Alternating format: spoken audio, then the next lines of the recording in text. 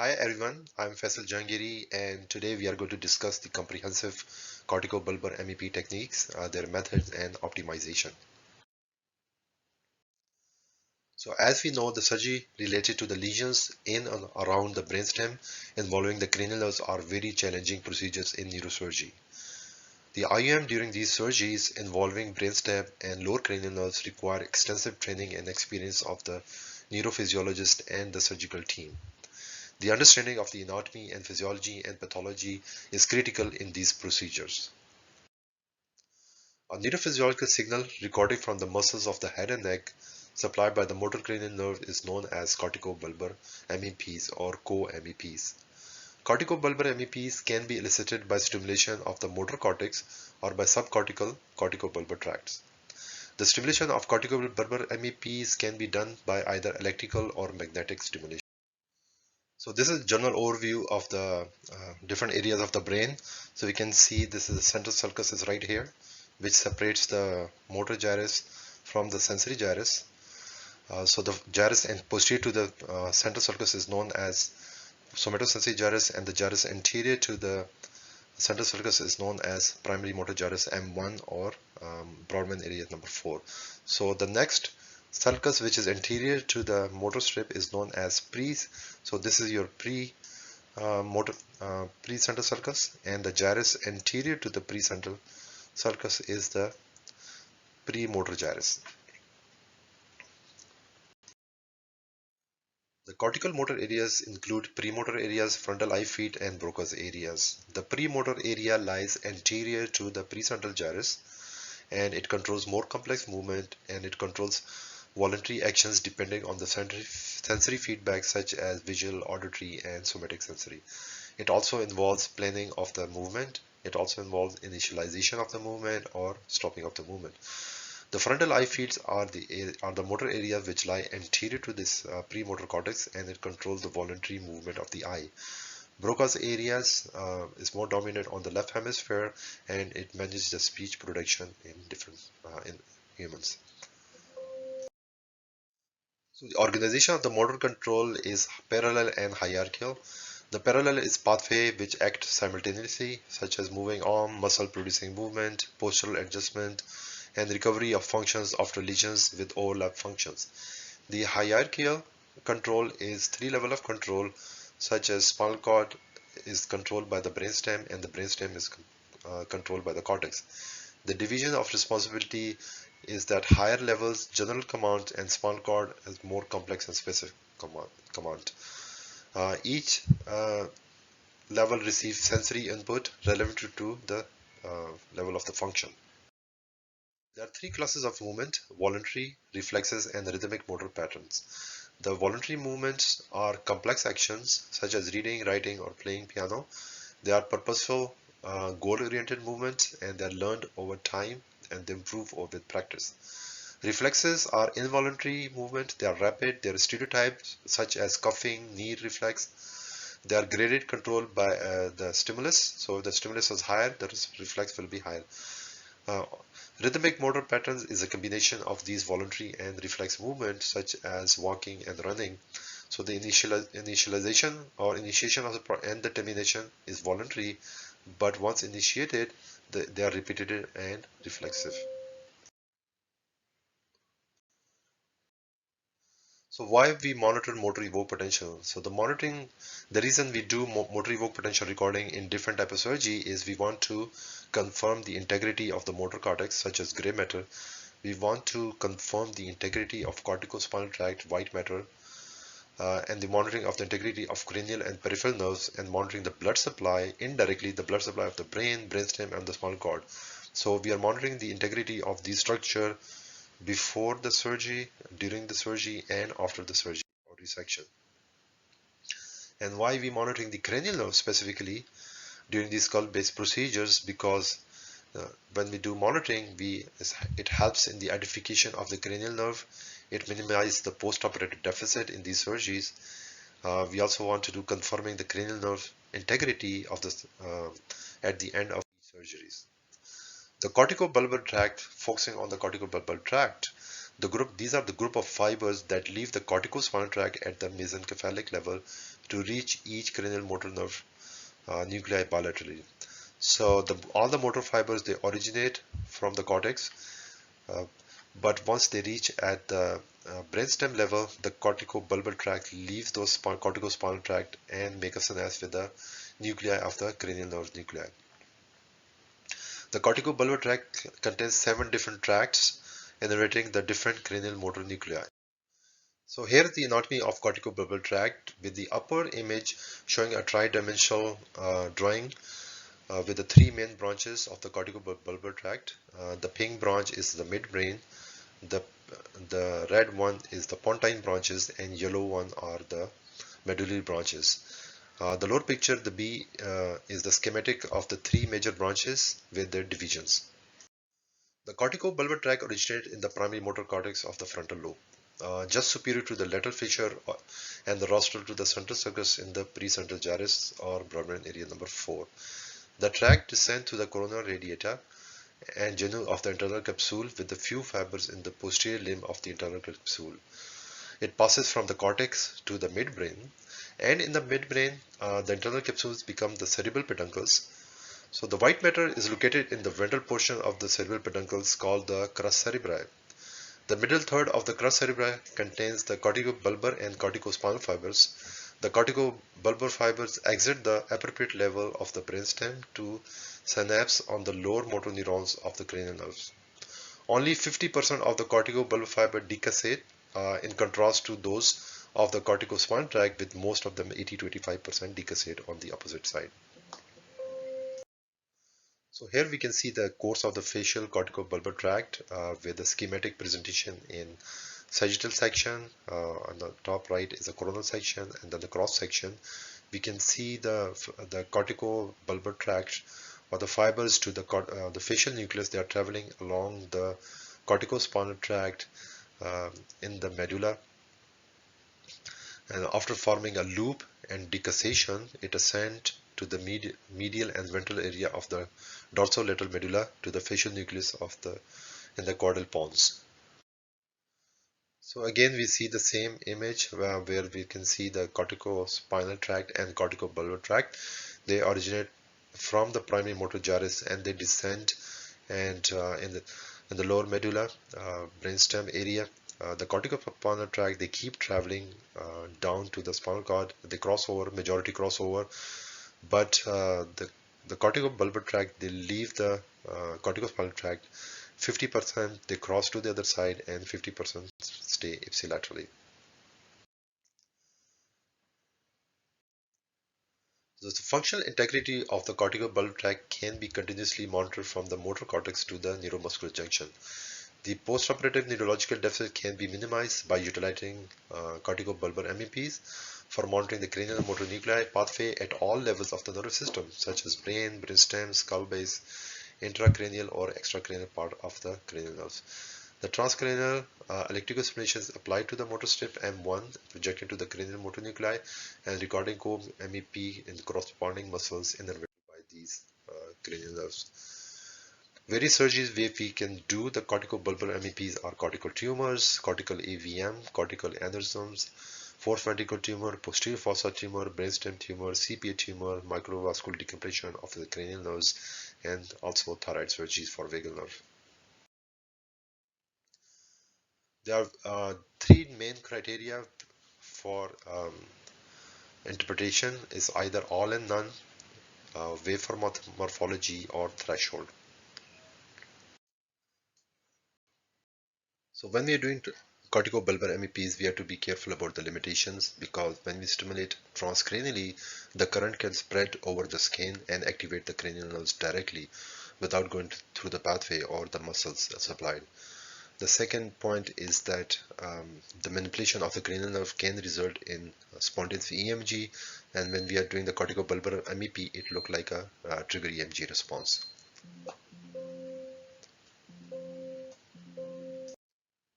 So a temporal summation is required in order to elicit MEP from descending corticobulbar under general anesthesia. The peripheral nerve can be activated directly by direct single pulse stimulation, but corticobulbar MEPs, they are not elicited by a single pulse. So for corticobulbar MEPs, there's a golden rule. Either the stimulation or the recording technique has to be selective. When we do the transcranial electrical stimulation, it is not very specific, and it activates all the corticobulbar tracts and in turn all the cranial nerves. Therefore, the recording must be precise and selective during these surgeries. Otherwise, a fall field activity from other cranially innervated muscles activated by other corticobulbar pathway can contaminate the recording of a corticobulbar MEPs from the target muscles, and they yield false negative results. So it is preferable to use electrode. They are very small recording surface such as hook wire electrode in these cases. So depending on which cranial nerve we are recording, the target muscles are different. For example, for oculomotor nerve, we can record from inferior rectus, medial rectus, inferior oblique. For trochlear nerve, we can record from superior oblique. For trigeminal, we can record from masseter muscles. For cranial nerve 6 abducens, we can record from lateral rectus muscles. For facial nerve, we have multiple options. We can record from frontalis, oculi, nasalis, oris, mentalis, or platysma. For glossopharyngeal nerve, we can record from soft palate. For vagal nerve, we can record from vocal cord muscles or cricothyroid muscles. For cranial nerve 11 or spinal accessory nerve, we can record from corticobulbar MEPs from trapezius muscles, and from cranial nerve 12, hypoglossal nerve, we can record from genioglossus. So when we are doing corticobulbar MEPs, the lower motor neuron should not be directly activated. The corticobulbar tracts are activated by multi-pulse train stimulation. The absence of CMAP muscle responses to single pulse stimulation confirms that the cranial nerve is not activated directly via the lower motor neurons. If a single pulse train generates a muscle response, intensity must be decreased until single pulse muscle response are absent and only present via a multi-pulse train stimulation. In order to optimize our corticobulbar MEP responses, we have to consider a few factors to make sure the signal are best produced. So we have to consider that we are doing a single stimulation or double train stimulation. So for corticobulbar MEP, it is very important to run double train stimulation. And double train stimulation can be run by a train of short pulses followed by a 90 millisecond of inter-train interval and then a single stimuli.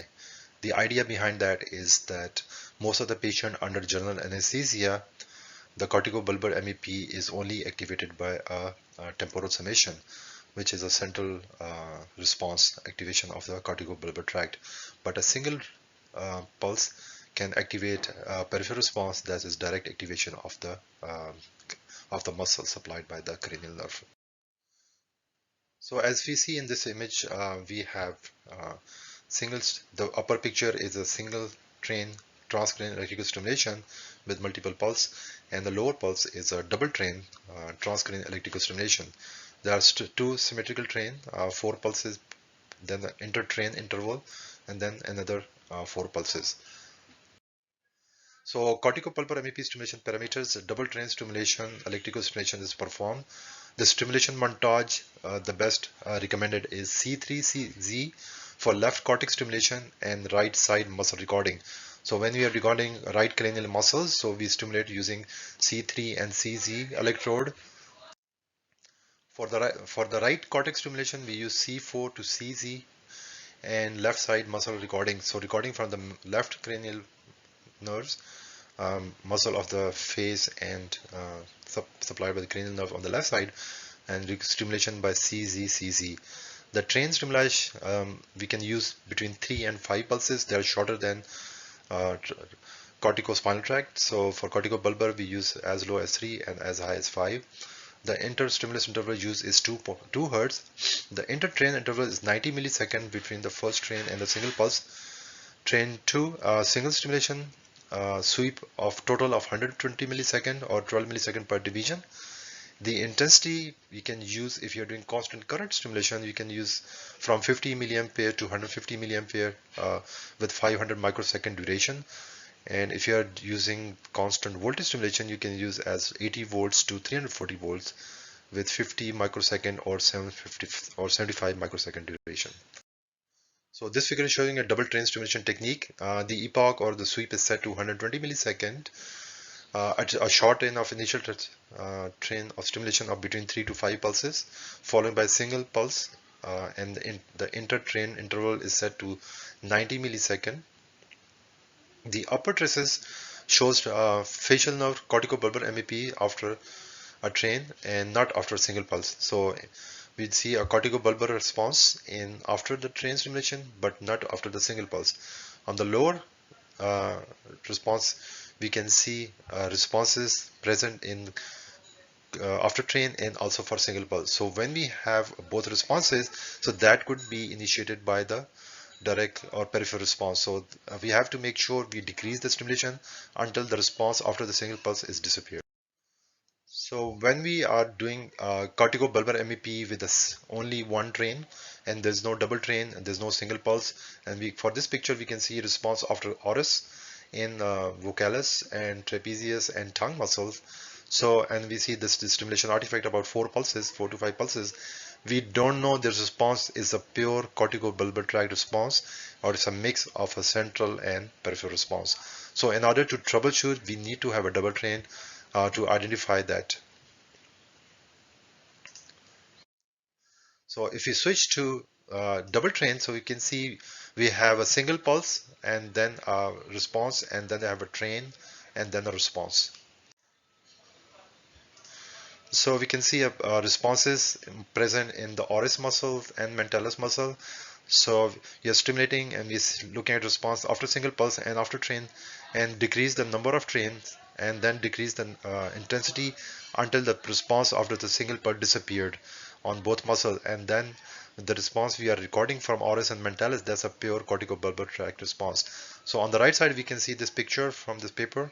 So the yellow traces or arrows are showing the peripheral response due to direct activation of these muscles, while the red pathway, this pathway is a corticobulbar tract which is getting response to the eye muscle and mentalis muscle.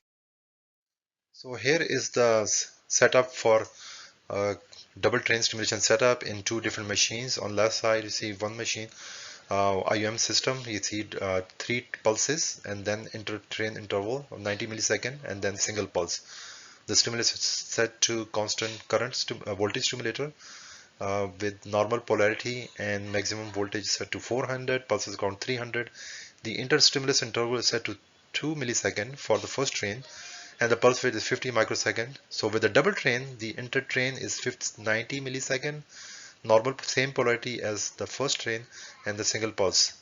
On the right side, we have a different IUM system where we can set up the same way with MEP with constant voltage stimulation, normal polarity, pulses with the double train, and inter-train interval is 12 millisecond, which is 120 millisecond sweep.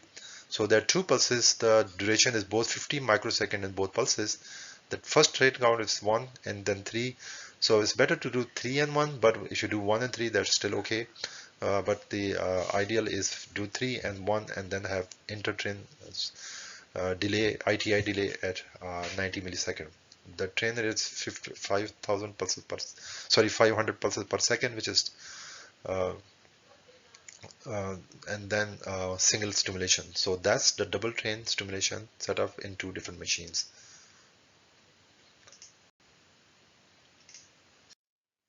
So again, from this paper from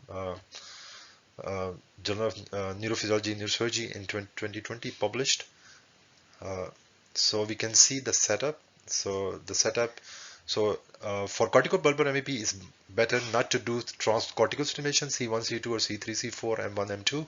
In order to do that, the best thing is to do a unilateral stimulation, C4 CZ for right side brain stimulation, C3 CZ for left brain stimulation. And we can see the corticobulbar tract, it travels around the corticospinal tract, but it leaves the corticospinal tract and then the nuclei, it makes a synapse with the nuclei of the cranial nerve. And here on the right side, this is a fourth ventricle tumor, a CPA tumor and fourth ventricle tumor, and we can see that corticobulbar recording with the train, with the sweep delay, and then a single pulse. So almost no response in any muscle. So we have cranial number 5 recording from masseter, oculi, nasalis and oris for facial nerve recording, and also mentalis soft palate for cranial 9, cricothyroid for 10, and tongue muscle for 12. So we can see we have good corticobulbar MEPs and no peripheral responses, so that indicate that there's no mixture of the direct activation. So because the problem is that if you under general anesthesia, the single pulse does not activate the corticobulbar tract. So if you get a response after the single pulse, that means we are not going through the cortical.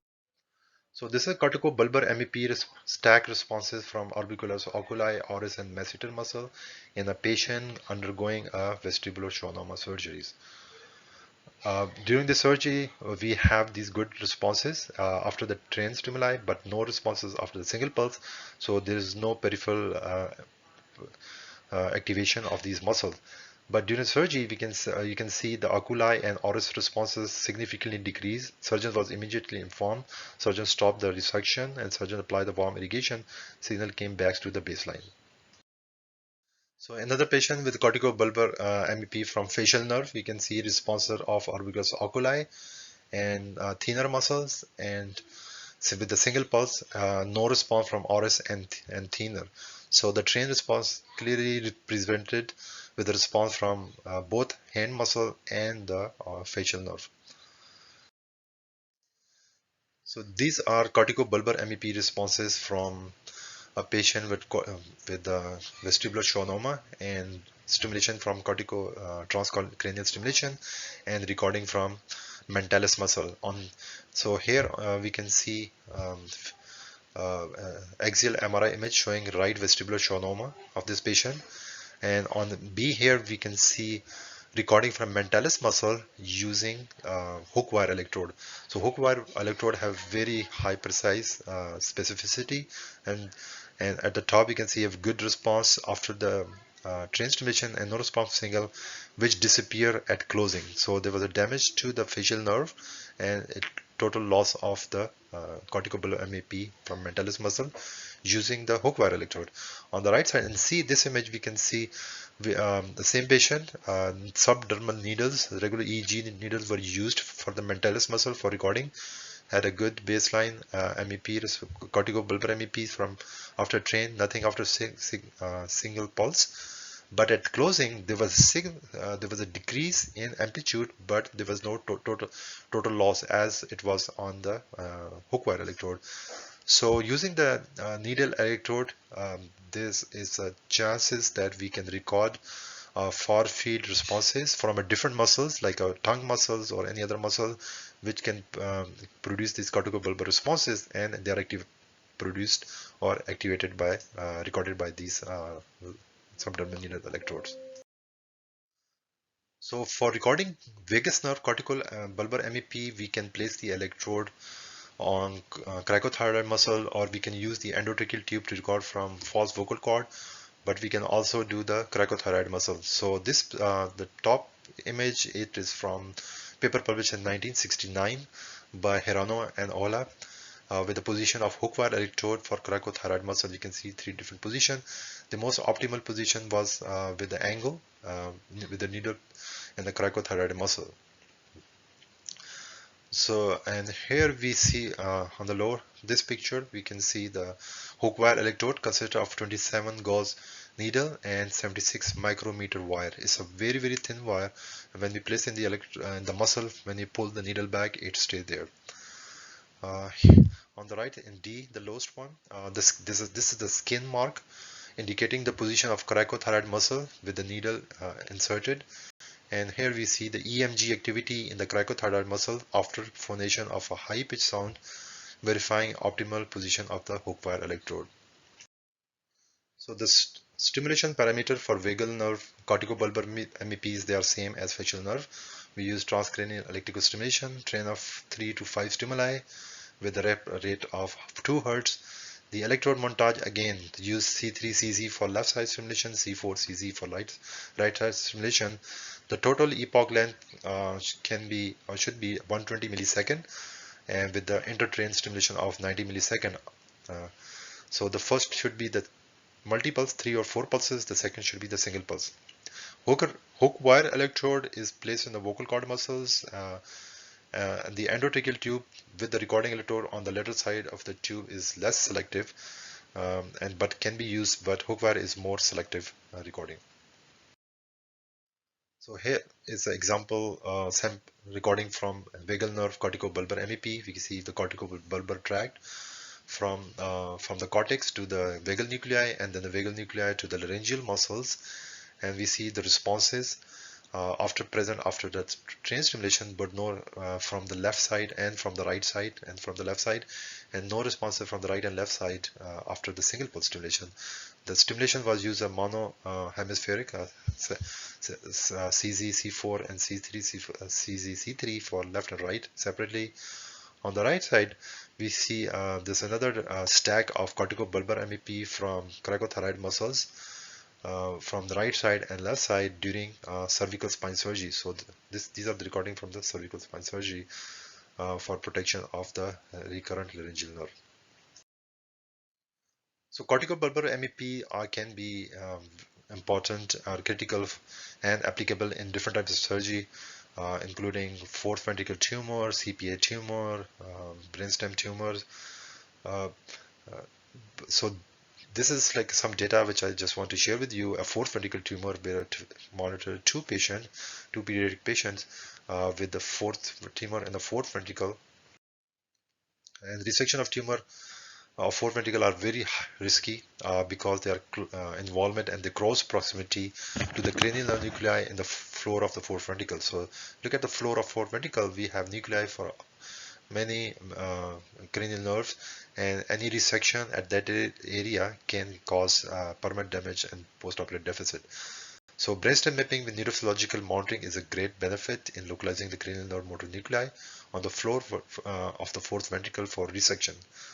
So these are the two pediatric patients, both diagnosed with the fourth ventricle, and both patients were operated utilizing intraoperative monitoring. So patient number one was an 8-year-old male patient presented in ER, 1-year history of health hits, twitch on the right side. 2 weeks before presenting to ER, patient started to have increased headache. No abnormality was seen in the local eye exam. MRI of the brain showed brainstem fourth ventricle lesion. The second patient was a 10-year-old male patient with a 6-month history of vomiting that worsened 2 weeks before presenting to the ER. A day before presenting the ER, patient experienced bilateral lower extremity weakness and difficulty in walking. Patient mother reported his feet seemed unsynchronized, but symptom improved after the rest.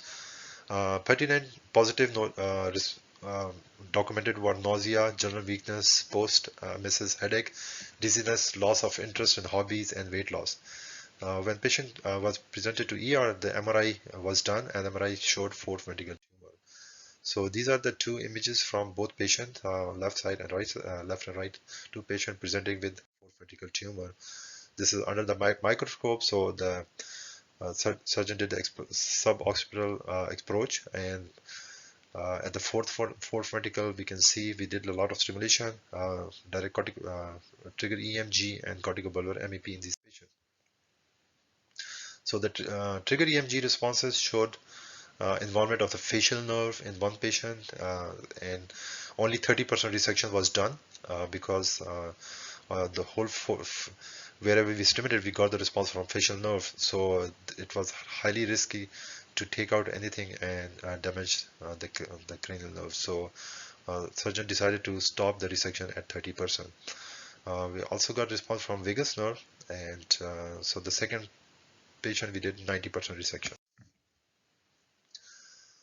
So a sequence of corticobulbar recordings from the orbicularis muscles and oculi and masseter muscles. So we can see this from this paper.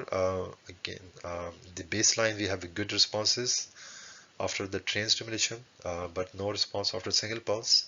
And the changes in there was a change in the clear change in orbicularis oris muscles, a little bit on oris, and no change in masseter muscle. So surgeons stopped the surgery, did some warm irrigation, and came back. So if you are doing a corticobulbar MEP and you don't have a double train, as you said, it's very difficult. But so this picture we have 3 pulses and then and the green. green response and the single pulse with the red response. So the baseline responses, we can see we had responses present after the single pulse and after the train. So after the train we have we responses after the train and also after the single pulse. So on all the muscles of orbital, the masseter, lateral, so no response was present here in lateral rectus muscle, but oris we have responses in both muscle, but single pulse, and vocalis we have response for single pulse and also trapezius. So trapezius we have response after the train, but very small response after the single pulse. So I decided to decrease the stimulation, and when decrease the stimulation, so the response was almost disappear in every muscle. So you have to play with that, because if you have loss of response in both muscles, then you have to worry about how do I optimize the stimulation. So we get the response after the train stimulation, but not after the single pulse. So another patient, we have recording from masseter muscle or oculi, oris, soft palate, vocalis, left and right vocalis muscle, trapezius and tongue muscle. And see, we have very good responses after the these train stimuli, and only the oris had a response after the single pulse. So these responses can be combination of a corticobulbar response as well as a peripheral response due to direct activation. So you have to change your stimulation intensity. Maybe if you are stimulated at 75 microsecond pulse, change to 50 microsecond. If you are stimulating at 5 pulses, change to 4 pulses or 3 pulses until this the single pulse response disappear. So you have to change these parameters and to make sure the response disappear in the single pulse, but not in the after train stimulation. So another patient, so again we see we have responses after the single pulse here and then after train. So decrease the stimulation, and lost the responses in the train, but still got the single pulse. So that means that was this response was a pure peripheral response. So I have to change the parameter until this single pulse response disappeared and only response was present in the train stimulation. So this is a patient. We are recording the corticobulbar MEP bilaterally from lateral rectus muscle and oculi, oris and mentalis muscle. So cranial 7 and cranial 6. And you can see the responses were present in these red blocks from both train and single pulse. So the single pulse, this is the train on the left side, and there's a single pulse recording, so the parameter was changed. So the stimulation was done at 190 volts, and it was decreased after that. And after decreasing the stimulation, the responses were present in the train stimulation, but the response before that disappear. So it's always helpful. So in this patient, the single pulse was done, followed by the train. So if you're doing single pulse then train, then you can have intertrain stimulation of 30 millisecond will be okay. But if you're doing train and then single pulse, then interpulse stimulation should be at least 90 millisecond or more. So let's look at the data from another patient where we're doing corticobulbar MEP from vocalis, left vocalis, right vocalis, left trapezius and tongue muscles in this patient. So you can see this is the train stimulation, this is a single pulse, then train, single pulse, train, single pulse, train and single pulse. So the responses are present and then they disappear. So and surgeon was immediately informed. So the left vocalis and right vocalis both were affected. The trapezius response were decreased at the same time, but then after manipulation they returned back, and tongue responses were not very ideal, but they were present there and then they did not reappear. So but we can tell because there was no response present after single pulse stimulation, so that was a corticobulbar MEP response. So how do we predict what's happening to the patient? So for corticobulbar MEP for facial nerve, from some of the paper, they recommended that if corticobulbar MEP, there's no change and the post-operative House Breckman is status is 1, then outcome will be no deficit. So if the decrement of amplitude is 70%, then patient will have 2 to 3. The HB grade is 2 to 3. Then mild, there will be slight or to mild deficit, and the prognosis is a short-term or transient deficit. If the corticobulbar MEP are lost, that will be HB grade 6 with severe grade and then be permanent loss. The House-Bregman score or HB score is to grade the degree of nerve damage and facial nerve palsy. You can grade from 1 to 6, from normal to complete loss, and that's done for how you can predict what will be outcome by post-operative patient analysis. So we are looking at some of the literature paper published with prognostic value of the facial corticobulbar MEP. So this paper published by Grieve et al. Prognostic value of bilateral motor threshold criterion for facial corticobulbar MEP monitoring during CP angle tumor resection. So author related a defined criteria for facial nerve corticobulbar MEP consisting of bilateral final to baseline motor threshold ratio with a standard criteria and post-operative facial nerve function. So in the ipsilateral only final to baseline motor threshold increase of more than 20 milliampere and amplitude decrease of more than 50 milliampere serve as a reference. Another paper about the prognostic value of transcranial MEP in predicting the facial nerve function following CP angle tumor. So facial nerve MEP elicited by transcranial electrical stimulation is an effective and safe approach for predicting the facial nerve function in CPA tumorectomy. A high delta of facial nerve co-MEP is a potential indicator for the prediction of postoperative facial nerve damage. So if there's an increased change in the facial nerve corticobulbar MEP, they will predict that patient will have some kind of postoperative facial nerve deficit. This paper by Vedant Delitus about methodology of intraoperative recording of corticobulbar MEP from cricothyroid muscle. So this is a good reference paper if you want to go and about detail about how to do the setup, how to do recording from cricothyroid muscles. So this is a new method in exploring the functional organization of motor cortex and corticobulbar pathway for laryngeal muscles. The neurophysiological marker recorded in laryngeal muscles after stimulation of primary motor cortex M1 area. Great potential for intraoperative monitoring for functional integrity of structures involving in conveying the signal from primary motor cortex to laryngeal muscles. So this gives you a good in-depth knowledge about the technical aspect of recording corticobulbar MEP from these muscles. Another paper by Dr. McDonald et al. Intraoperative facial nerve MEP in transcranial electrical stimulation skull-based surgery.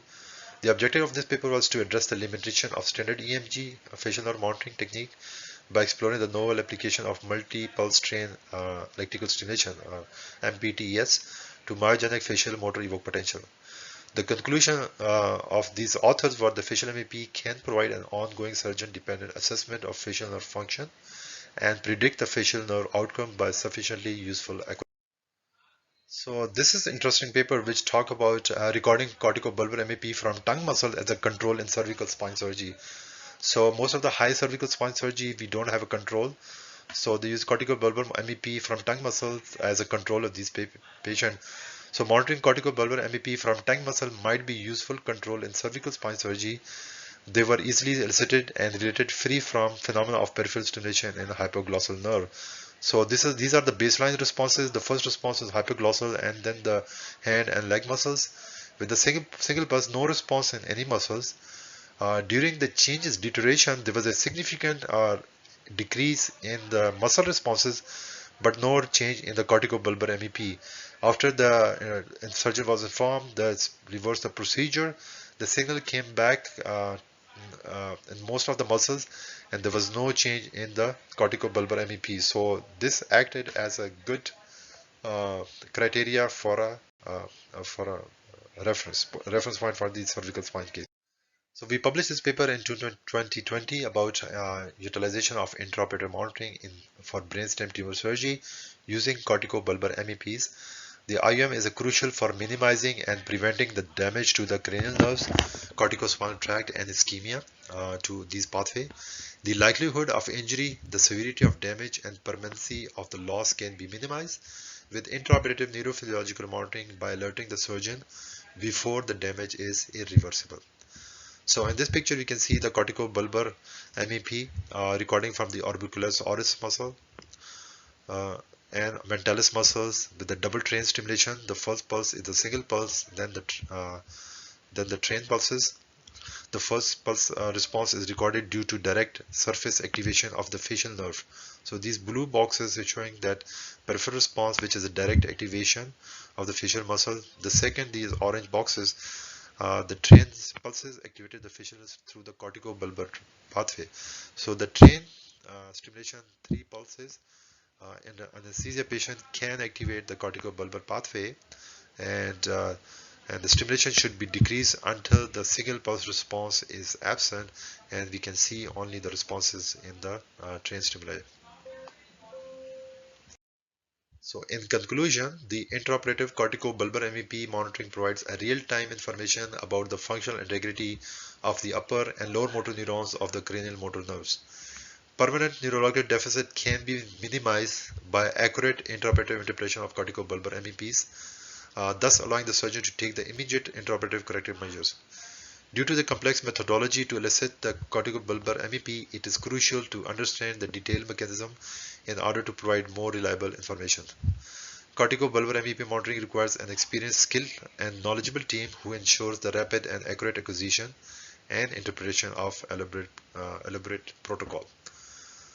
So, in summary, so it's corticobulbar MEP should be done and is recommended for any time when the cranial nerves are involved. It could be upper and lower cranial nerve, but in the brain and brainstem tumor surgeries, it should be treated differently. It should have a different windows and different stimulation and recording parameters because we are activating in a different way.